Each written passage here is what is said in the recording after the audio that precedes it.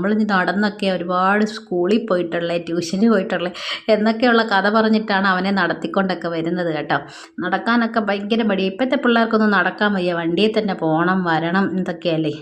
പിന്നെ ഇടയ്ക്കൊക്കെ സ്കൂളിൽ നടന്നൊക്കെ ഞാൻ കൊണ്ടുപോകാറുണ്ട്. അപ്പോൾ അതേ ഇന്ന് വീഡിയോ എടുത്തപ്പോഴത്തേക്കിന് എന്തൊക്കെയോ കോക്കാമ്പിച്ച്, ഞാൻ എപ്പോൾ വീഡിയോ എടുത്താലും ഇവൻ ഇങ്ങനത്തെ കുറേ വായൊക്കെ വെച്ച് എന്തൊക്കെയോ കോക്കാമ്പിച്ചൊക്കെ കാണിക്കും കേട്ടോ. പിന്നെ നടന്ന് വരുമ്പോഴേ നമ്മുടെ ഈ സൈഡിൽ റോഡിൽ ഇങ്ങനെ ഒരു ലൈറ്റ് ഇങ്ങനെ വെട്ടിയിരിക്കും കേട്ടോ.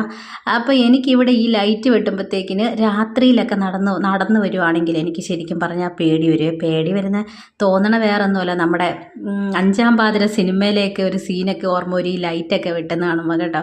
പിന്നെ നാളെ നമുക്ക് ഹർത്താലൊക്കെ ആയതുകൊണ്ട് ഞങ്ങൾ വീട്ടിലൊക്കെ വന്ന് കുറച്ച് കഴിഞ്ഞ് ചേട്ടനും വന്ന ശേഷം ഞങ്ങൾ പുറത്തോട്ടൊന്ന് പോയി കേട്ടോ, കുറച്ച് സാധനമൊക്കെ വാങ്ങിക്കാൻ വേണ്ടിയിട്ട്.